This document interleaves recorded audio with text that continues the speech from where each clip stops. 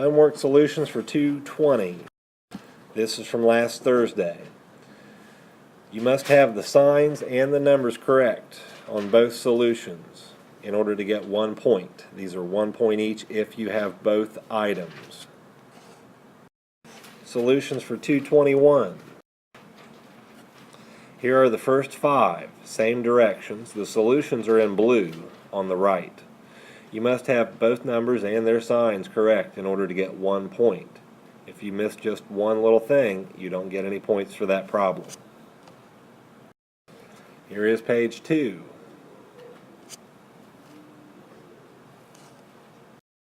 Here are the solutions from last night.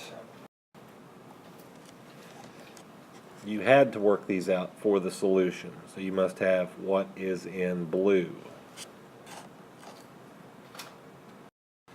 Page 2, you must have what is in blue.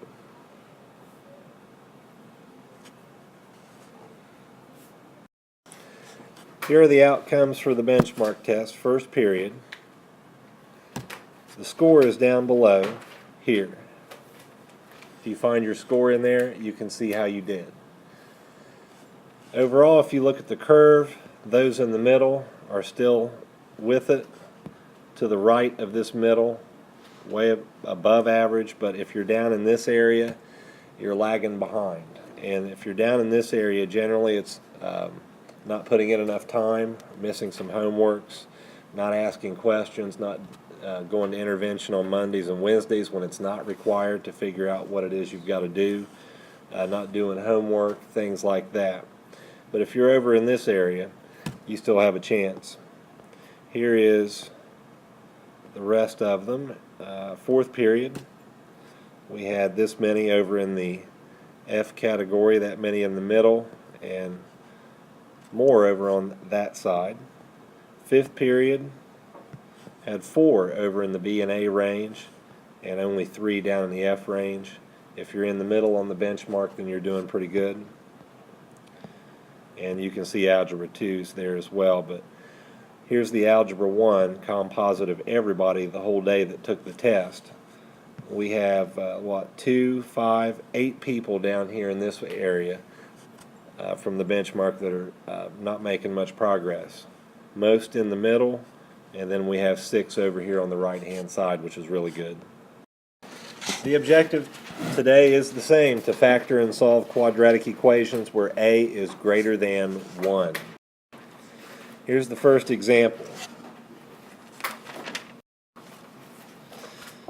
The example is 6x squared minus 13x plus 5. You have 2 things to break up, the 6x squared and the 5. 6x squared can be 6x and x, or 3x and 2x. The 5 can be 1 and 5. But since we have minus plus in here, what must the signs be? Negative, negative. To multiply to get a positive, to add to get a negative. So you start with your parentheses here. We should choose which one first? 3 and 2. So we'll have 3x and 2x.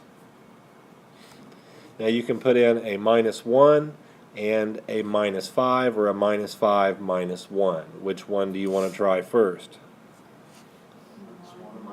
Minus 1 and minus 5. So we will try that and get negative 15x minus 2x is,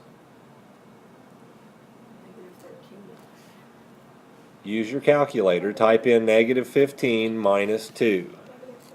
Negative 17x. Does that work out up here? No. A simple no will suffice.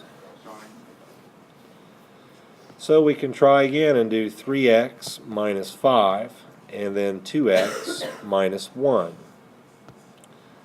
3x and negative 1 will give me negative 3x.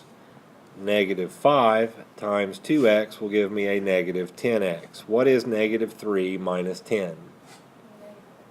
negative 13x. That is exactly what we were looking for. Therefore, this is the factorization that we need. So if this were set equal to 0, then we would have to go through and solve it. So we need 3x minus 5 equals 0 and 2x minus 1 equals 0. That's 3x equals 5, so x would be 5/3, and 2x equals 1, x equals 1/2.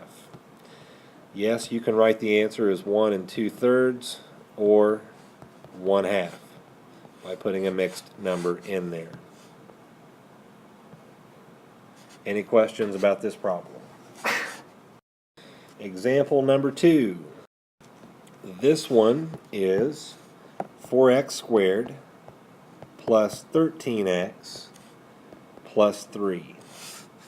And we'll set that equal to 0 because we are going to solve it. 4x squared breaks up as what? 2x and 2x, and what else? 4x and x. What about the 3? 3 and 1. Plus plus means the factors will come out to be what? Positive. Where should we start here? This or this? 2x. 2x and 2x. And we'll try plus 3 plus 1 first. That is a 2x. This is a 6x. That gives me 8x, so does it work out? Yes or no? No. So we have to go back and try again. 2x plus 1, 2x plus 3. So we're going to have this to be 6x, and this is 2x. That gives me 8x. Does that work out? No. So is the problem not factorable? Yes, you have to try the 4x and the x. So 4x and x. And we can try plus 3 plus 1 first. Remember, we need a 13x. That is 4x, and this is 3x. 7x. Will that work out? No, so we can try 4x plus 1 and x plus 3. When we do that, we get a 12x plus x is 13x. So that does work out. And remember, we have to solve that, so we need 4x plus 1 equals 0 and x plus 3 equals 0. 4x equals a negative 1, so x would be a negative 1/4. And x equals a negative 3, so that's it for that answer. You can write them as a negative 1/4 or negative 3.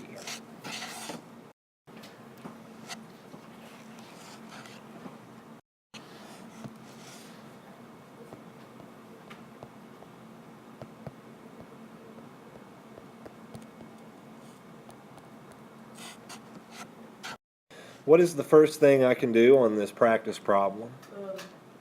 Take 4 out of all of these. You can divide 4 out of everything and be left with 2x squared minus 5x plus 3, which will be a lot simpler to break up than this. So keep the 4, but you'll have 2x to break up the 2x squared and x. And then we need something that comes out to be adding to get a negative, but multiplying to get a positive. The both signs would have to be what? Negative. So let's try 1 and 3 and see what happens. This is going to be a negative 6x, and this is going to be a negative 1x. Does that work out? No, that's a negative 7x. So we will try 2x minus 3, x minus 1. that is a negative 2x, and this is a negative 3x. That is negative 5x. That does work out. So now I have to set 2x minus 3 equal to 0 and x minus 1 equal to 0. 2x equals 3, x equals 1. X will be 3 over 2, so you can have 1.5 or 1 for your answer. Here is a bonus problem. What two numbers will add to get 5 and multiply to get a negative 36? The answer to the bonus should be negative 4 and 9.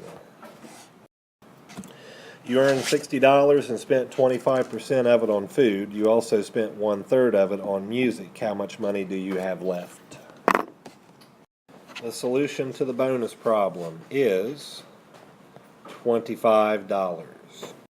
This is a short quiz, and it is 10x squared plus 13x minus 3, and the second one is 9x squared plus 24x plus 15. You only have to factor these. You do not have to solve them. Bring up the factorization, and you must factor completely. All you needed was the factorization for this. So for the first one, you need to have 5x minus 1, 2x plus 3.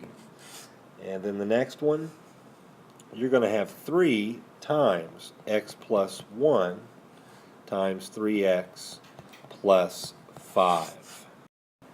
A bonus problem. Jeff is 2 years younger than Mike and 4 years younger than Sue. Mike is 2 years younger than Sue. Their combined age is 78. How old is Mike? Answer to the bonus should be 26.